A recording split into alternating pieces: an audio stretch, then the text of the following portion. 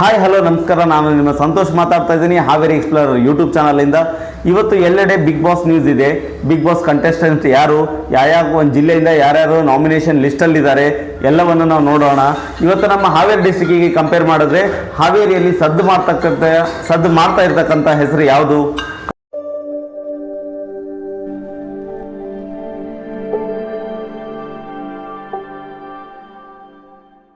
ಒಂದು ವರ್ಷದಿಂದ ಪ್ರಕಾಶ್ ಮರುಬದ್ ಅನ್ನೋ ಹೆಸರು ತುಂಬಾ ಸದ್ದು ಮಾಡ್ತಾ ಇದೆ. ಅದು ನಿಮ್ಗೆ ಆಲ್ರೆಡಿ ಗೊತ್ತಿದೆ ಏನಕ್ಕೆ ಅಂತ. ಇವರೊಬ್ರು ಪಕ್ಕ ಅಪ್ಪು ಸರ ಅಪ್ಪಟ ಅಭಿಮಾನಿಗಳಾಗಿದ್ದು ಇವರು ಅವ್ರಿಗೋಸ್ಕರ ತಮ್ಮ ಒಂದು ಸ್ವಂತ ಜಾಗದಲ್ಲಿ ಒಂದು ದೇವಸ್ಥಾನವನ್ನು ಕಟ್ಟಿ ಇಡೀ ಒಂದು ನಾಡಿಗೆ ಪರಿಚಿತರಾದರು. ಜೊತೆಗೆ ಅವ್ರದೇ ಆದಂತಹ ಸಾಮಾಜಿಕ ಕಾರ್ಯಗಳಿಂದನೂ ಅವ್ರು ಗುರುತಿಸ್ಕೊಂಡಿದ್ದಾರೆ. ಇತ್ತೀಚೆಗೆ ನಮ್ಮ ಜಿಲ್ಲೆಯಲ್ಲಿ ಆಗಿರ್ಬೋದು ಅಥವಾ ನಮ್ಮ ಕರ್ನಾಟಕದಾದ್ಯಂತ ಆಗಿರ್ಬೋದು ಪ್ರಕಾಶ್ ಮರಬದ್ ಅನ್ನೋರನ್ನ ಗುರುತಿಸದೆ ಇರೋರು ಯಾರೂ ಇಲ್ಲ. ಇವರು ಕೂಡ ಒಂದು ಕಡುಬಡವ ಒಂದು ಫ್ಯಾಮಿಲಿಯಿಂದ ಮೇಲ್ಗಡೆ ಹೋಗ್ತಾ ಇರೋರು. ಇಂಥವ್ರನ್ನ ಬಿಗ್ ಬಾಸ್ ಗುರುತಿಸದೆ ಮತ್ತೆ ಇನ್ಯಾರನ್ನ ಗುರುತಿಸ್ತಾರೆ ಕಾಮನ್ ಮ್ಯಾನ್ ಆಗಿ? ನೋಡೋಣ ಬನ್ನಿ, ಅವ್ರ ಜೊತೆ ಮಾತಾಡೋಣ. ಇದ್ರ ಬಗ್ಗೆ ಅವ್ರಿಗೆ ಏನಾದ್ರು ಕ್ಲಾರಿಫಿಕೇಶನ್ ಇದೆನಾ ಅಥವಾ ಏನಾದ್ರು ಕನ್ಫರ್ಮೇಶನ್ ಇದೆನಾ ಅವ್ರ ಕಡೆಯಿಂದಾನೇ ನಾವು ತಿಳ್ಕೊಳ್ಳೋಣ. ನಮಸ್ಕಾರ ಪ್ರಕಾಶ್ ಮರಬದ್. ನಮಸ್ತೆ ಸರ್. ನಮಸ್ತೆ ಸರ್. ಕರ್ನಾಟಕದಲ್ಲಿ ಪ್ರತಿ time big boss season start ಆದಾಗ ಕರ್ನಾಟಕದಲ್ಲಿ ಒಂದು ಹಬ್ಬ ಥರ ಒಂದು ಕ್ರಿಯೇಟ್ ಆಗುತ್ತೆ. ಹೌದಾ? ಪ್ರತಿಯೊಬ್ಬರು ಅವರವರ ಅವರ ಒಂದು ಸೆಲೆಬ್ರಿಟಿಗಳನ್ನ ನಾಮಿನೇಟ್ ಮಾಡ್ತಾರೆ. ಇವರು ಬಿಗ್ ಬಾಸ್ಗೆ ಬಂದರೆ ಚೆನ್ನಾಗಿರುತ್ತೆ, ಇವರು ಇಂಥ ಸಾಮಾಜಿಕ ಕಾರ್ಯಗಳನ್ನು ಮಾಡಿದ್ದಾರೆ ಅಂತ ಹೇಳ್ಬಿಟ್ಟು ಒಂದು ಅಭಿಯಾನವನ್ನೇ ನಡೆಸ್ಬಿಡ್ತಾರೆ. ಹೌದಾ? ಇದೇ ಥರ ಇವಾಗ ನಿಮ್ಮ ಹೆಸರು ಕೂಡ ನಾವು ಜಾಲತಾಣಗಳಲ್ಲಿ ಅಂದರೆ ಫೇಸ್ಬುಕ್ ಆಗಿರ್ಬೋದು, ಇನ್ಸ್ಟಾಗ್ರಾಮ್ ಆಗಿರ್ಬೋದು, ಯೂಟ್ಯೂಬ್ ಆಗಿರ್ಬೋದು, ನಿಮ್ಮ ಒಂದು ಸಾಮಾಜಿಕ ಕಾರ್ಯಗಳನ್ನು ನೋಡಿ ಕರ್ನಾಟಕದ ಜನತೆಯನ್ನು ನಿಮ್ಮ ಹೆಸರನ್ನು ಅವರ ಒಂದು ಫೇಸ್ಬುಕ್ಕಲ್ಲಿ ಇವರು ಕೂಡ ಒಂದು ಬಿಗ್ ಬಾಸ್ ಕಂಟೆಸ್ಟೆಂಟ್ ಆಗಲಿ ಅಂತ ಹೇಳಿ ಆಶಯವನ್ನು ವ್ಯಕ್ತಪಡಿಸ್ತಾ ಇದ್ದಾರೆ. ಇದ್ರ ಬಗ್ಗೆ ತಾವೇನು ಹೇಳ್ತೀರಾ ಸರ್? ಎಲ್ರಿಗೂ ಮೊದಲನೇದಾಗಿ ನನ್ನ ಪ್ರೀತಿಯ ಎಲ್ಲ ಕನ್ನಡ ಜನತೆಗೆ ಅಪ್ಪಟ ಅಭಿಮಾನಿಯಾಗಿ ನಾನು ನಿಮ್ಮ ಪ್ರೀತಿಯ ಪುನೀತ್ ರಾಜ್ಕುಮಾರ್ ಅಪ್ಪಟ ಅಭಿಮಾನಿ ಪ್ರಕಾಶ್ ಹಾವೇರಿ ಯಲಗಚ್ಚು. ತುಂಬ ಖುಷಿ ಆಗುತ್ತೆ. ಆ್ಯಕ್ಚುಲಿ ನನಗೆ ವಿಷಯ ಇದು ಗೊತ್ತಿಲ್ಲ. ಎಲ್ಲ ಅಭಿಮಾನಿಗಳು ಕೂಡ ನನಗೆ ಫೋನ್ ಮಾಡ್ತಾಯಿದ್ರು ತುಂಬ ದಿನದಿಂದ. ಸುಮಾರು ನನಗೆ ಒಂದು 7 days 7 ದಿನದಿಂದ ಆಯ್ತು ಸರ್, ಒಂದು ವಾರ. ಓಕೆ. ತುಂಬ ಜನ ಫೋನ್ ಮಾಡೋದು, ಸರ್ ನಿಮ್ಮದು ಸೆಲೆಕ್ಟ್ ಆಗಿದೆಯಾ, ಏನು ವಿಷಯ, ಹೋದ ಸರಿನೇ ನಿಮ್ಮದು ಬರಬೇಕಾಗಿತ್ತು, ಈ ಸರಿ ಏನಾದರೂ ನೀವು ಅದಕ್ಕೆ ಸ್ಪರ್ಧಿಯಾಗಿ ಹೋಗ್ತಾ ಇದ್ದೀರಾ ಅಂತ ಕೇಳ್ತಾ ಇದ್ದಾರೆ. ಸೊ ನನಗೆ ಆ ಥರ ಯಾವುದೇ ರೀತಿ ಕರೆ ಬಂದಿಲ್ಲ ಇನ್ನು. ಸೊ ವಿಶೇಷವಾಗಿ ಅವರು ಬಿಗ್ ಬಾಸ್ ಕಲರ್ಸ್ ಕನ್ನಡ ಚಾನಲ್ನವರು ನಮ್ಮಂಥ ಬಡ ಕಲಾವಿದರಿಗೂ ಸ್ವಲ್ಪ ಅವಕಾಶ ಕೊಡಬೇಕು. ಯಾಕಂತಂದರೆ ನಾವು ಎಲ್ಲ ರಂಗದಲ್ಲಿ ಬೆಳಿತಕ್ಕಂಥ ವ್ಯಕ್ತಿ. ಯಾಕಂದ್ರೆ ಮೊದಲನೇದಾಗಿ ನಾನು ತರಕಾರಿ ಮಾರ್ಕೊಂಡು ಒಬ್ಬ ಡ್ಯಾನ್ಸ್ ಮಾಸ್ಟರ್ ಆಗಿ ವಿಶೇಷವಾಗಿ ಕನ್ನಡ ಶಾಲೆಗಳಿಗೆಲ್ಲ ಉಚಿತವಾಗಿ ಡ್ಯಾನ್ಸ್ ಕಲಿಸ್ಕೊಂತ ಸೊ ಅಪ್ಪು ಸರ್ ಹೆಸರ ಮೇಲೆ ಸುಮಾರು ಬಾರಿ ರಕ್ತದಾನ ಶಿಬಿರವನ್ನು ಮಾಡಿ ಅದರಲ್ಲಿ ಕೂಡ ಎಲ್ಲ ಸಮಾಜಕ್ಕೂ ಒಂದು ಮಾದರಿಯಾದಂಥ ಸಮಾಜ ಸೇವಕನೆಂದು ನಾನು ಗುರುತಿಸ್ಕೊಂಡಿದ್ದೀನಿ. ಸೊ ವಿಶೇಷವಾಗಿ ಈ ವರ್ಷ ಅಂತೂ ನಾವು ಸೆಪ್ಟೆಂಬರ್ 26ನೇ ತಾರೀಕು ಅಪ್ಪು ಸರ್ದೊಂದು ದೇವಾಲಯನ ನನ್ನ ಸ್ವಂತ ಜಾಗದಲ್ಲಿ ಕಟ್ಟಿದ ಮೇಲೆ ಸೊ ಅಭಿಮಾನಿಗಳು ತುಂಬ ನನಗೂ ಕೂಡ ಆಗಿದ್ದಾರೆ. ಸೊ ಆ ಅಭಿಮಾನಿಗಳ ಆಶೀರ್ವಾದ ಈ ಸರಿ ನನಗೆ ಬಿಗ್ ಬಾಸ್ ಹೋಗೋ ಅವಕಾಶ ಸಿಕ್ಕರೆ ನಾನು ಹೋಗ್ತೀನಿ ಸರ್. ಓಕೆ. ನಿಮ್ಗೆ ಇನ್ನೂ ಒಂದು ಯಾವುದೇ ತರನಾದ ಕಲರ್ಸ್ ಕನ್ನಡದವ್ರದಿಂದ ಕನ್ಫರ್ಮೇಶನ್ ಬಂದಿಲ್ಲ, ಯಾವುದೇ ಕರೆಗಳು ಬಂದಿಲ್ಲ ಅಂತ ಹೇಳಿದ್ರೆ ಸರ್. ಬಟ್ ನಿಮ್ಮ ಒಂದು ಹೆಸರಲ್ಲಿ ಏನಿದೆ ಅಲ್ಲ ಅಭಿಯಾನಗಳಂತೂ ನಡೀತಾ ಇದೆ ಸರ್. ನಾವು ಕೂಡ ನೋಡ್ತಾ ಇದ್ದೀವಿ. ನಿಮ್ಮ ಸಪೋರ್ಟರ್ಸ್ ಆಗಿರ್ಬೋದು, ನಿಮ್ಗೆ ಹಿತವನ್ನ ಬಯಸುವವರಾಗಿರ್ಬೋದು, ನಿಮ್ಮ ಒಂದು ಫೋಟೋಗಳನ್ನ ಹಾಕಿ ಕಲರ್ಸ್ ಕನ್ನಡ ಅವ್ರನ್ನ ಟ್ಯಾಗ್ ಮಾಡೋದಾಗಿರ್ಬೋದು ಅಥವಾ ಆ ಒಂದು ಟೀಮನ್ನು ಟ್ಯಾಗ್ ಮಾಡೋದಾಗಿರ್ಬೋದು, ನಾವು ತುಂಬಾ ಜನರನ್ನ ನೋಡ್ತಾ ಇದ್ದೀವಿ. ನಮ್ಮ ಒಂದು ಹಾವೇರಿ ಜಿಲ್ಲೆ ಅಂದ್ರೆ ಉತ್ತರ ಕರ್ನಾಟಕದ ಹೆಬ್ಬಾಗಿಲು ಅಂತ ಹೇಳಿ ನಮ್ಮ ಹಾವೇರಿ ಜಿಲ್ಲೆ ಏನು ಕನ್ಸಿಡರ್ ಆಗ್ತತ್ತಲ್ಲ, ಅದರಿಂದ ನಮ್ಮ ಒಂದು ಕ್ಯಾಂಡಿಡೇಟ್ ಬಿಗ್ ಬಾಸ್ಗೆ ಹೋದ್ರೆ ನಮಗೂ ಕೂಡ ಖುಷಿ. ಎಷ್ಟೊಂದು ಜನರಿಗೆ ನಾವೇನ್ ಮಾಡಿದೀವಿ ಅಂತ ಹೇಳಿದ್ರೆ ನಮ್ಮ ಜಿಲ್ಲೆಯಲ್ಲಿ ಇರತಕ್ಕಂಥ ಪ್ರತಿಭೆಗಳು ಇವತ್ತು ಟಿವಿಯಲ್ಲಿ ಮಿಂಚಿದೆ. ಅದೇ ತರ ನಮ್ಮ ಒಬ್ಬ ತರಕಾರಿ ಮಾರುವ ವ್ಯಕ್ತಿ ಒಂದು ದೇವಾಲಯವನ್ನು ಕಟ್ಟಿ ಇಡೀ ಒಂದು ಕರ್ನಾಟಕದ ಜನತೆಗೆ ಪರಿಚಯ ಆಗಿರ್ತಕ್ಕಂಥದ್ದಾಗಿರ್ಬೋದು. ಅಪ್ಪು ಅವರ ಅಪ್ಪಟ ಅಭಿಮಾನಿಯಾಗಿ ಅವರು ಇಡೀ ನಮ್ಮ ಕರ್ನಾಟಕದಲ್ಲಿ ಅವ್ರಿಗೆ ಒಂದು ಒಳ್ಳೆ ಬೆಂಬಲ ಇದೆ. ಅವರು ಕೂಡ ಅದೇ ತರ ಅಪ್ಪು ಅವರು ಹಾಕಿಕೊಟ್ಟ ದಾರಿಯಲ್ಲಿ ಏನಿದೆಯಲ್ಲ ಅವ್ರ ಜೀವನವನ್ನ ಸಾಗಿಸ್ತಾ ಇದ್ದಾರೆ. ಇದು ನಿಮ್ಗೊಂದು ಯಾವ ತರ ಒಂದು ಸರ್ಪ್ರೈಸ್ ಆಗ್ಬೋದು ಸರ್ ನಾಳೆ ಇದು ಕನ್ಫರ್ಮೇಶನ್ ಆದ್ರೆ ನಿಮ್ಗೆ ಯಾವ ತರ ಒಂದು ಫೀಲ್ ಆಗ್ಬೋದು? ನಿಮ್ಗೊಂದು ಯಾವುದೋ ಒಂದು ಕರೆ ಬಂದು ಸರ್ ನಿಮ್ಗೊಂದು ಕನ್ಫರ್ಮೇಶನ್ ಆಗಿದೆ ಅಂದಾಗ ನಿಮ್ಮ ಒಂದು ರಿಯಾಕ್ಷನ್ ಏನು ಇರ್ಬೋದು ಸರ್? ಏನಿಲ್ಲ ಸರ್, ಅಭಿಮಾನಿಗಳೇ ಏನು ನಮ್ಮನ್ನ ಬೆಳೆಸ್ತಾ ಇದಾರಲ್ಲ, ಸೊ ಅವ್ರ ಖುಷಿಗೋಸ್ಕರ ನಾನು ಹೋಗ್ತೀನಿ, ಸ್ಪರ್ಧಿಯಾಗಿ ಭಾಗವಹಿಸ್ತೀನಿ. ಸೊ ಅಲ್ಲಿಂದ ಏನಾದ್ರೂ ನಾನು ಸಂಪಾದನೆ ಮಾಡಿದರೆ ಹಾ. ವಿಶೇಷವಾಗಿ ನಾನು ಸಮಾಜಕ್ಕೆ ಕೊಡುಗೆ ಆಗಿರ್ತೇನೆ ಅಂತ ಹೇಳಕ್ ಇಷ್ಟಪಡ್ತೀನಿ. ಹೌದಾ ಸರ್? ನಾನು ಅಲ್ಲಿಂದ ಶ್ರೀಮಂತನಾಗಿ ಬರೋದು ಏನೂ ಅಲ್ಲ, ಅಭಿಮಾನಿಗಳೇ ನನ್ನ ಬೆಳೆಸ್ತಾ ಇದ್ದಾರೆ ಅಂದ್ರೆ ಅದೇ ನಮ್ಮ ಅಭಿಮಾನಿಗಳೇ ನನಗೆ ಶ್ರೀಮಂತರು ಅಂತ ಅಂದಿದ್ದೀನಿ. ಓಕೆ, ಅಭಿಮಾನಿಗಳನ್ನ ನಾನು ಸಂಪಾದಿಸಿಕೊಂಡು ಬರ್ತೀನಿ ಅಂತ ಹೇಳಿ ಒಂದು ಆಶಯದಿಂದ ನಮ್ಮ ಪ್ರಕಾಶ್ ಮರಬೋದ್ ಸರ್ ಅವರು ಬಿಗ್ ಬಾಸ್ ಏನಾದರೂ ನನಗೆ ಒಂದು ಅವಕಾಶ ಕೊಟ್ಟರೆ ನಾನು ಏನು ಮಾಡ್ತೀನಿ ಅನ್ನೋದನ್ನ ಅಥವಾ ಏನು ಒಂದು ಜನರಿಂದ ನಾನು ಮುಂದೆ ನೋಡ್ತಾ ಇದ್ದೀನಿ ಅನ್ನೋದನ್ನ ಆಲ್ರೆಡಿ ಒಂದು ಚಿಕ್ಕ ಮೆಸೇಜಿನ ಮೂಲಕ ಹೇಳಿದ್ದಾರೆ.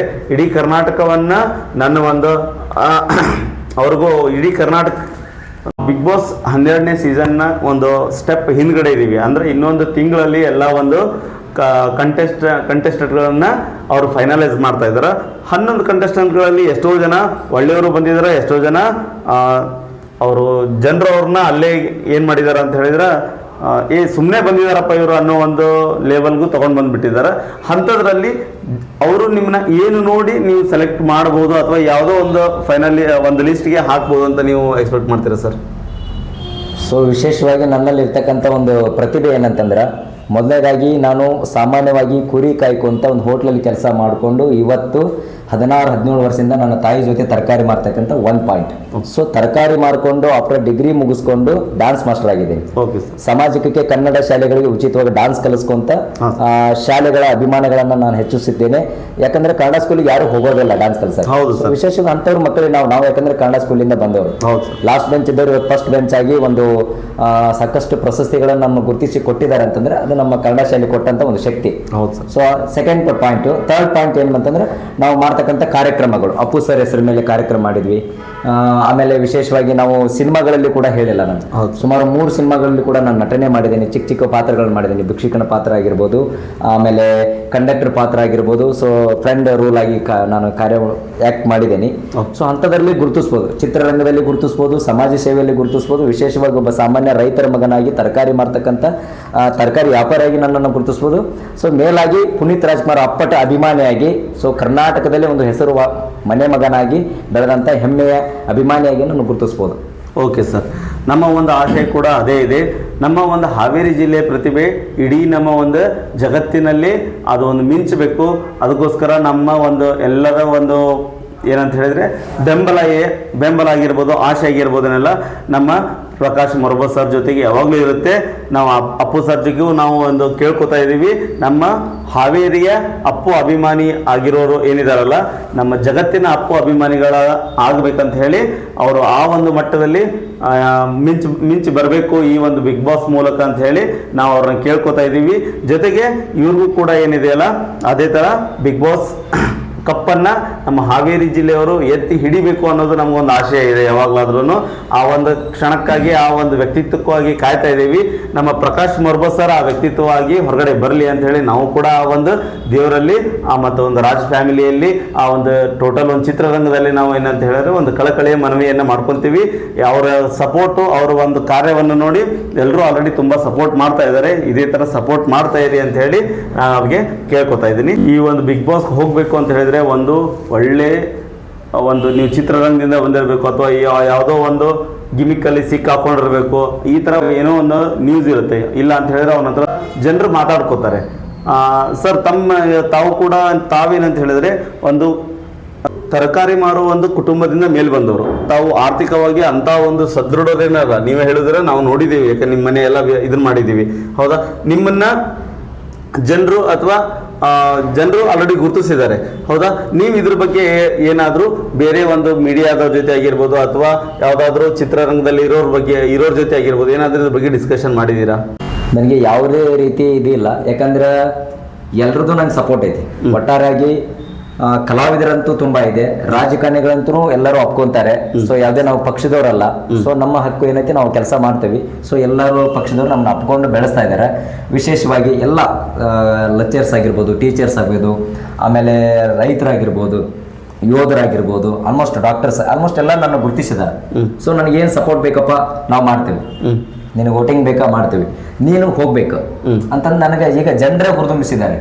ಸೊ ಆದರೆ ನನಗೊಂದು ಅವಕಾಶ ಕೊಟ್ಟರೆ ನಾನು ಚೆನ್ನಾಗಿ ಆಡಬಲ್ಲೆ, ನಾನು ಹೋಗಬಲ್ಲೆ, ನನ್ನ ಏನು ಕಳಿಸಿದಂಥ ಅಭಿಮಾನಿಗಳಿದ್ದಾರೆ, ಜನರಿದ್ದಾರೆ, ಅವ್ರಿಗೆಲ್ಲರಿಗೂ ನಾನು ವಿಶೇಷವಾಗಿ ಒಂದು ಶಕ್ತಿಯನ್ನು ನಾನು ತೋರಿಸ್ತೇನೆ ನಂದೇನು ಅಂತ ನಾನು ಹೇಳ್ಬೋದು ಸರ್. ಸಪೋರ್ಟ್ ಮಾತ್ರ ಇಡೀ ಕರ್ನಾಟಕನೇ ಇದೆ.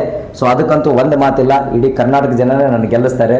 ಸೊ ಲಕ್ಷ ಬೇಡ ಕೋಟಿ ನಾನು ಓಟ್ ತೊಗೊತೀನಿ ಅನ್ನೋದು ನನಗೊಂದು ಭರವಸೆ ಇದೆ. ಬಟ್ ಅವಕಾಶ ಸಿಗ್ಬೇಕು ಅಷ್ಟೇ. ಓಕೆ, ನಮ್ಮ ಪ್ರಕಾಶ್ ಮರ್ಬೋದ್ ಸರ್ ಹೇಳ್ದಂಗೆ ಒಂದು ಅವಕಾಶಕ್ಕಾಗಿ ನಾನು ಕಾಯ್ತಾ ಇದ್ದೀನಿ ಅಂತ ಹೇಳಿದರೆ ಆ ಅವಕಾಶ ಅತಿ ಶೀಘ್ರವಾಗಿ ನಿಮ್ಮನ್ನು ಬಂದು ಅಪ್ಕೊಳ್ಳಿ ಅಂತ ಹೇಳಿ ನಾವು ಕೂಡ ಆಶಿಸ್ತೀವಿ ಸರ್. ಧನ್ಯವಾದಗಳು ಸರ್. Thank you sir. ತಮಗೂ ಕೂಡ ಇಲ್ಲಿವರೆಗೂ ನಮಗೆ, ನನ್ನ ಈ ಬಡ ಕಲಾವಿದನಿಗೆ ಇಷ್ಟೊತ್ತು ಟೈಮ್ ಕೊಟ್ಟು ನಿಮ್ಮ ಒಂದು ಕಾರ್ಯಕ್ರಮಕ್ಕೆ ನಮ್ಮನ್ನು ಆಹ್ವಾನ ಮಾಡಿದ್ದಕ್ಕೆ ನನ್ನ ಕಡೆಯಿಂದ, ನನ್ನ ಪ್ರೀತಿ ಎಲ್ಲ ಪುನೀತ್ ರಾಜ್ಕುಮಾರ್ ಅಭಿಮಾನಿಗಳ ಕಡೆಯಿಂದ ಅದು ಅನಂತ ಧನ್ಯವಾದಗಳು. ನಮಸ್ಕಾರ ಸರ್.